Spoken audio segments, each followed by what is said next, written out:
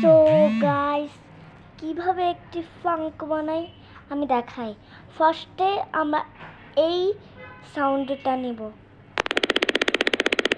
তারপর এটা 3 টাইমস স্পিডে দিব, কিন্তু আমি তো এটা স্পিডে দিতে পারি না, তার জন্য আমি ভিডিওতে এটাই দেব। এবার আমি কি করব জানো, এই যে এটা দেব, তারপর স্টার্ট করব, স্টার্ট করে দেব, তারপর আমি এমন একটা জিনিস করব।